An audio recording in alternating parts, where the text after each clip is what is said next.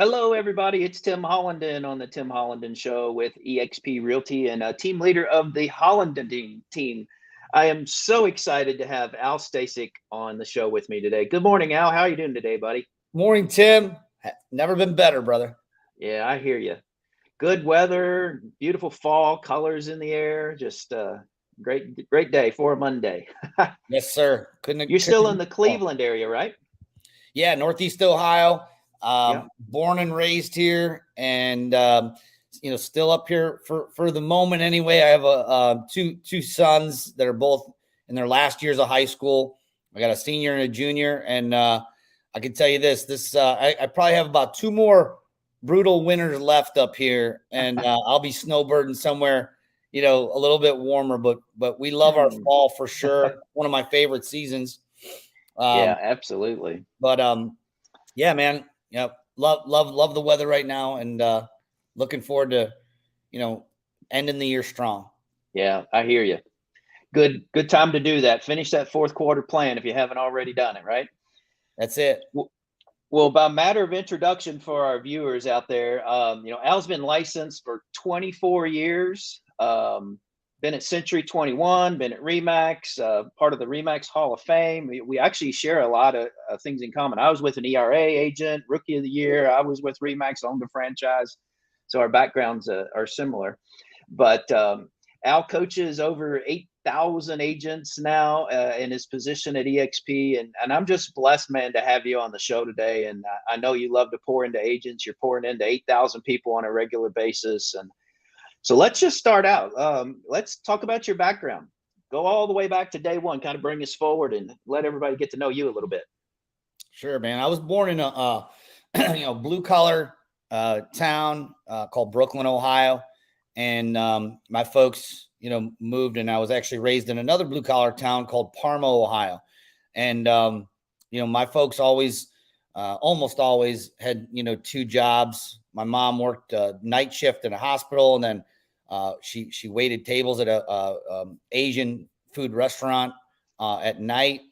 And my dad worked the docks as a dock worker and sold real estate for Century 21. Gold coat, put it on, hustle.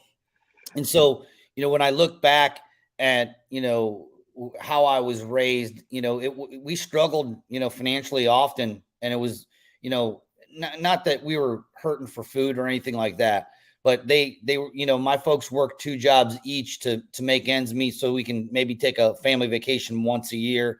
And even then it was tight, Yeah. So that was just how I was raised. And I think what that did was instilled me some work ethic. My dad was a real estate agent for, as long as I can remember, all the way back to the early 80s. And as you know, Tim, being in the business as long as you have, real estate was a lot different than it is now. The old school real estate office is how I was brought up. It was very male dominated. Everyone in there smoking in the office. It just wasn't a friendly environment from what I could remember back. People yelling at each other across the room. And I said to myself, I am never, ever going to be a real estate agent, as a young kid growing up, just going to the office with my dad, And so obviously 24 years into the business, I've never made a better decision in, as a career move. I went in, I actually followed my dad's footsteps. I was a dock worker myself in my early 20s, dropped out of Cleveland State University, ended up going on the road as a truck driver, ended up getting my CDL. And, I just knew that there was a bigger purpose for me out there. I just didn't know what it was. And by default, because I didn't have a college degree, I knew that I had a skill to be able to talk to people. And I figured, if I'm going to sell something and learn the skill of sales, I might as well learn to sell one of the biggest items you could, which was at the time, real estate, Mm-hmm. And my dad was in it, and he was pretty successful as a part-time agent. In fact, he outsold as a part-timer some of the full-timers in the office. So I figured if my dad could succeed at a pretty high level being part-time after his full-time, dock job, then I figured I could give this a whirl and make it work. And so, again, that was a long time ago before the internet became, a big factor in our business.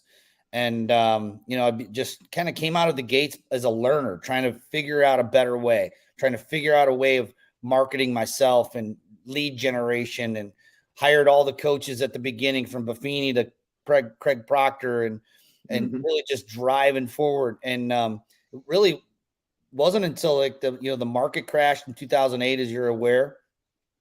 I got handed my lunch like many of us, lost all my savings and money, lost one of my rental properties to foreclosure.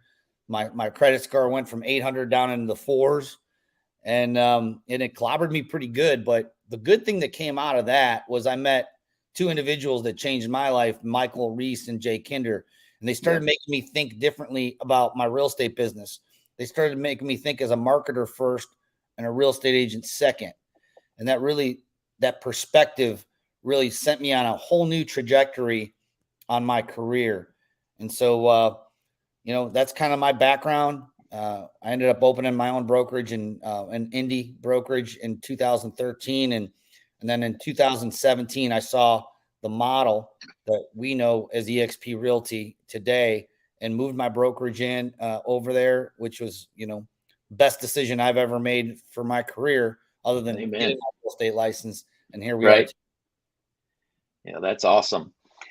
Talk about, when I first saw the EXP presentation, I saw the core values, and, my experience with core values is they hang on the boardroom wall with the mission and the vision statement. And I didn't usually see the core values practiced in reality in the companies I've been affiliated with. And I was 20 years in the IT business. I'm primarily talking on clients that I used to call on. They said they represented this, but then they acted a different way. Talk about collaboration and what collaborations. I know you believe in it in a big way, the way you're pouring into 8,000 agents on a regular basis, but talk about that core value specifically, and what you might have thought before coming to EXP about collaboration, and what you feel now. Yeah, that's a really good question, because prior to me moving my brokerage over in 2017, I thought of, I was part of a high level mastermind. It was the Kinder Reese mastermind. It was very expensive to be a part of that. It's $25,000 a year. So it was a big ticket, small group, and we collaborated several times a year to help us solve our problems in our business.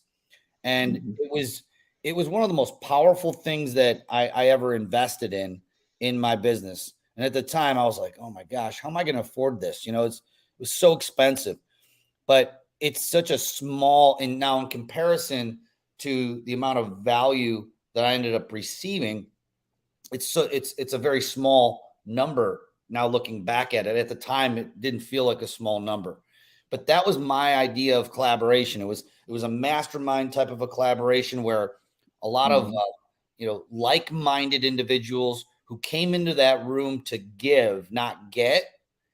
And as a result of that, everyone in the room won, meaning, said differently, they got a lot of value out of being part of the group, being in the room.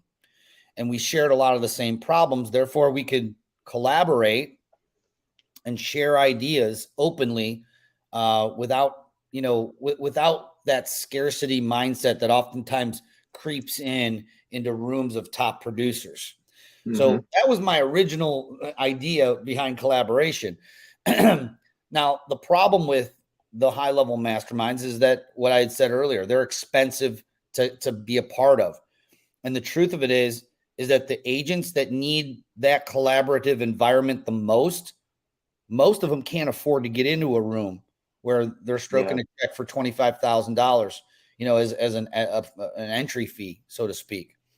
And you can say that there's good things to that, that there's value, and I've been part of even more expensive masterminds, $50,000, $60,000 a room, a year to be in the room.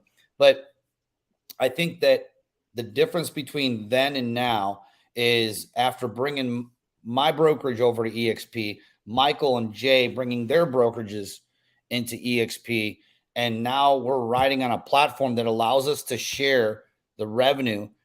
It allows us to share ideas. It allows us to share without them having to pay us. And that was the big shift. Mhm. You know, how can we collaborate like we did in the mastermind, but on a way bigger scale? And now we're talking Right. about, we have 12,500 agents in Honey Badger Nation that we're able to collaborate with on scale that we could have never done, you know, as part of the paid, you know, the mastermind group's great because it's tight, it's small, it's very intimate and great. There's only really one way to scale it that we found, to where everyone's still willing to share without you having to write a check to get in the room. And that's what we created with the Honey Badger Nation. Yeah, but that's awesome. As you probably remember, prior to that mastermind, it's lonely being a broker owner. Yeah. You know, your competitors in your local market certainly aren't going to help you. Your competitors outside of your local market aren't really competitors. They're a little more apt to help you. But I've never seen an environment like this before. In fact, my experience in the brokerages I was affiliated with is, even from a training standpoint, it came from the best agent in the room in that local office. And he or she would never share everything because they knew they were training their competitors. So they definitely would hold back. And so that's been my favorite collaboration, my favorite core value at EXP as well. Cause you know, I'd do anything in the world to help you, whether you're in my organization or not. Cause if I can help you win, the company wins. And when the company's winning, all of us agent owners win. That's my summation of collaboration at the EXP level. I mean, I think you nailed it. That is it. And the other part of that is the other thing that you had said about it being lonely. I never thought about that. And I imagine that it would be. Now, I never had the experience of that feeling like I was out there on a limb by myself, because I was fortunate enough to meet, you know, the Kinder Reese organization in 2010 before I started my independent brokerage. In fact, it was because of that group that moved me into leaving Remax and going independent, which was a company I loved. Remax. Yeah, you know, I didn't I leave did. Remax. I left reluctantly because my broker owners were really, really great. They're the best broker owners. Like, I've only worked for a handful of broker owners, but they take the cake, and from professionalism to servant leadership. So, you know, I had a tight bond with them, and that's hard to walk away from. And I hear that often, as like, you know, I mean, it sounds great what you're saying, Al, but I really love my broker owners. I mean, I've been there. Yeah. And I had to, for me, I had to take the emotion out of it and make a business decision that ultimately was better for my family. And I asked people, you know, are you more loyal to your broker owner that you love, or are you more loyal to your family's future? And I Great chose my question. family's future, and I'm more loyal to them always to the day I die. Right. And the Absolutely. good news is I never burn a bridge, and at least I don't burn the bridges with you know, to the people that I really love and enjoy, and I felt gave me value, and I could give them value. Still have a great relationship with that broker owner today from Remax. But what it allowed me to do was meet a group of people where I didn't feel lonely. I didn't feel I was on like an island, and we became that family. And that's where I feel like, you know, what our organization, our community that we're building right now, they feel like they're family. They feel like they belong, and they feel like, you know, we believe the same things. So it's just been fun. Yeah. And we, EXP, can offer our agents so much more than you and I could have offered them as independent broker owners, or franchise broker owners, in my case, ever could dream of doing it. That's what's so surprising, is when you find that person that just not got an open mind and just won't even look at something that's going to actually be better for them and better for their agents. You know, 450 brokerages partnered with EXP last year alone. There's reason for that. There's a Wow. reason I 500 know that's agents. that. Yeah. There's a Four, reason 500 to 1,000 agents a week are joining EXP. but you said 450 brokerages 450 brokerages partnered with EXP last year. Yeah. in 2021. Yes. Wow. Now I'm curious what the number is going to be this year and even next year, because, you know, what I'm seeing right now is an uptick in the conversations I'm having with independent brokers. In fact, we're working with two of them right now as we speak up here in Northeast Ohio. And it's not necessarily because they're hurting yet. but they sense it. Oh yeah, it's coming. It is coming. I mean, right now, I'm looking at just the overall agent count is starting to shrink on a national level. Agents are hanging up their license. They're putting it in escrow if they're not selling any homes, or they're putting it in a referral company. And we're starting to see now the thinning of the herd is not entirely a bad thing. You know, I think where we can do better as leaders in the industry is reaching down and grabbing the people who don't want to hang it up. The newer agents who just got licensed, and now they're finding themselves coming into a market that's not easy, you know? Yeah. And they actually have to learn sales skills, and they actually have to figure out a strategy on how to generate leads, you know, either online or build a sales funnel or whatever, but pull the ones up who are willing to learn, who are open-minded, and collaborate with them and make sure that they're okay. Because the 450 brokerages last year, I bet you that there's going to be a same amount or even more in 2022 once the numbers are all in that come over. Yeah. I look at us like think so. We're like we build like we're like a special ops rescue team. Rescue boats that we're being able to bring them aboard. That it's like being able to pour gasoline on their business model and scale it. And what better time than now, you know, when in the market. Yeah, they're definitely feeling it. I mean, I remember when I had all that overhead and the market would soften a little bit, and we'll get to this because I want to pour some value into our agent listeners today as well, before we get done today. And I know we got a tight schedule, got about 10 minutes to go, so we'll get to that. But it's disheartening to have that rent payment and that utility payment and the faxes and copiers and computer systems and software subscriptions and lead gen systems. I mean, and then experience in 07, 08, 09, 10 kind of time frame. And we'll talk to that about, you know, how not to sit on the sideline and do like a lot of agents are going to do, is just complain for a while. But before we get to that topic, talk about, is there anything else you want to add about your career? And then I want you to get into what have your 5 years at EXP been like? Anything you want to elaborate on there? Yeah, I'll start with that one, and then we can end with, you know, a few things that your listeners can implement that are, you know, literally deployable without having any money, that they can start attracting business to their pipelines. Because ultimately that's what most agents, they want to make sure that they have a steady stream of new business coming in their way, but they don't want to pay out the nose for Zillow leads. So we can end on that.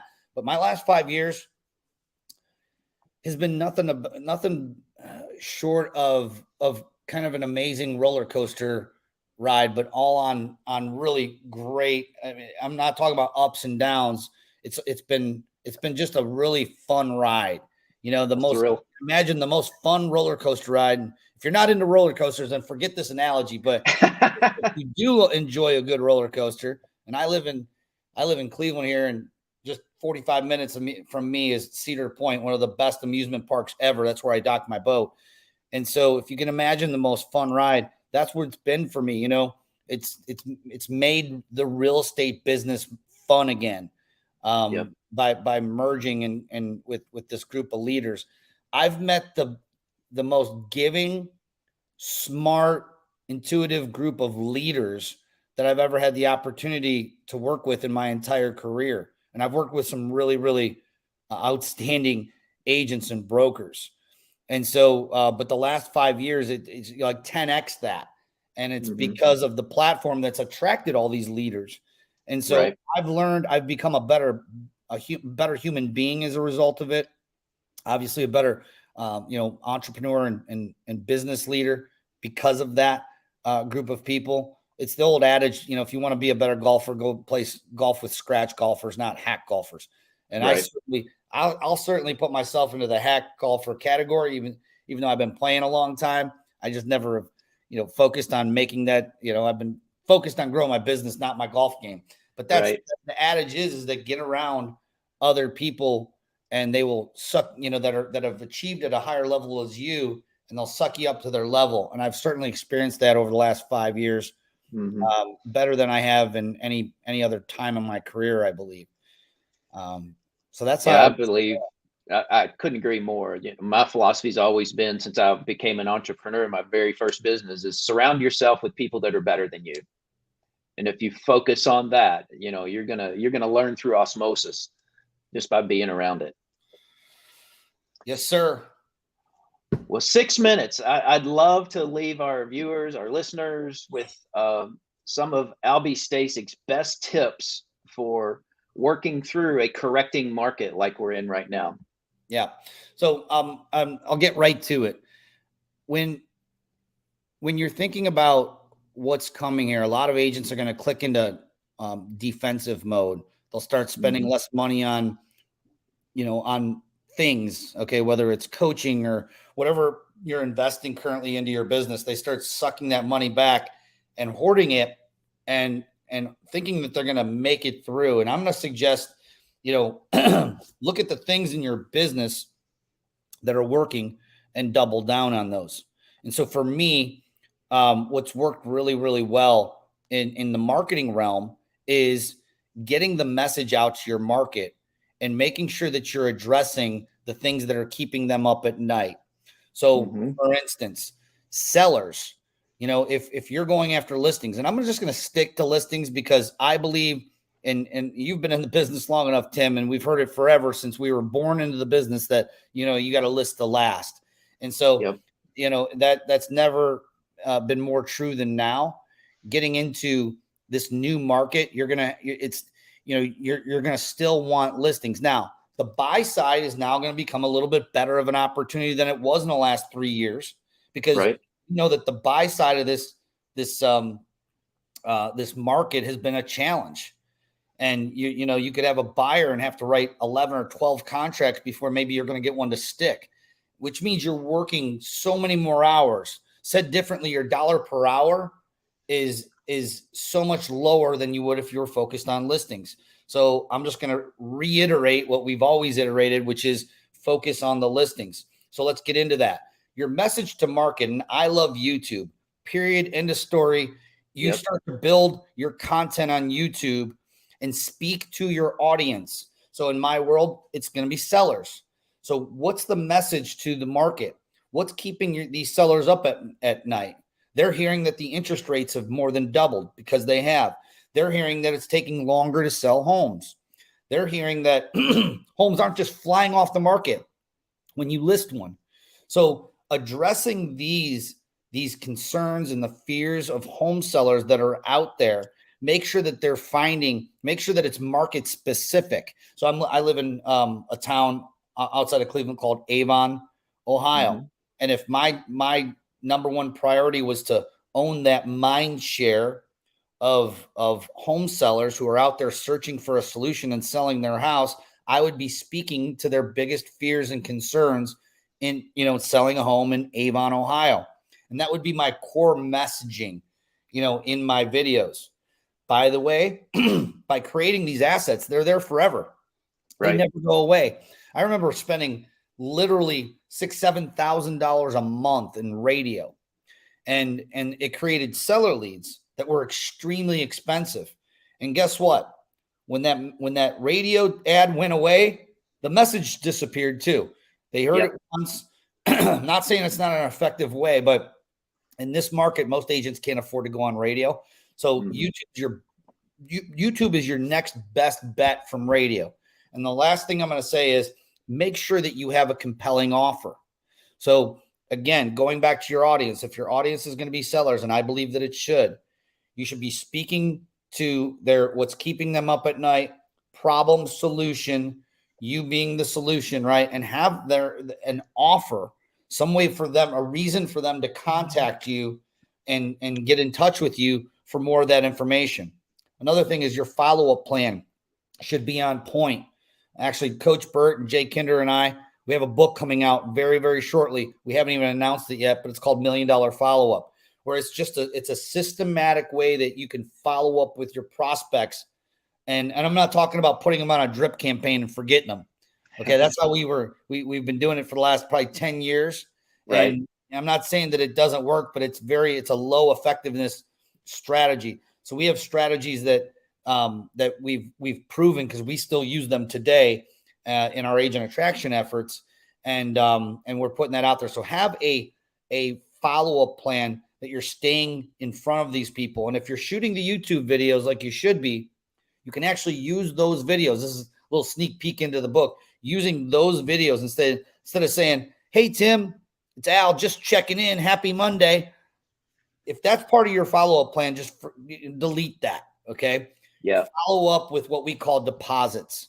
Continue to make these deposits in your prospects, meaning, said differently, items of value, whether that be a video that you shot that addresses one of their fears, or even something that happened in the market that you feel is relevant to what their goals are. And then making sure that you're the one delivering that message of value to your prospects. So hopefully that was a little bit helpful, a little sneak peek in less than 6 minutes. We had to get as much as I could out there, but hopefully that was right. helpful. Yeah, it goes back to what you've said for years, make deposits into the relationship bank. That's it. Educate, inspire, entertain, interact. That's it. And that's the first piece to our viewers, educate. Educate. But if you focus on that, you'll win in this changing market.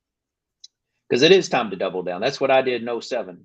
While everybody else was complaining, I just doubled down on anything I could do that didn't cost a whole lot of money to stay top of mind. Because when you come out of this market, and you will, every market is a pendulum. It swings both ways. We're swinging towards one edge. It's going to come back and swing toward the other edge. And you've got to be top of mind when it swings back. But yes, sir. Well, buddy, I appreciate your time. Any last words of wisdom you want to leave our audience? Now, just stay on offense, friends, and stay plugged in and watch and listen to what this guy here does, because he certainly has a record of success. And I would just say, hey, if you're stuck and you're feeling like you there's another level to your career, reach out to Tim. That's what I would say. Reach out to Tim. He's been there, done that, and I believe that he can help you get to the top of the mountain. Awesome. I appreciate that. Al, thank you so much. I know your time is valuable, and I appreciate you squeezing me in today. Appreciate the value you've given. Yep. You're welcome, buddy. Talk to you soon. Bye-bye. Bye-bye.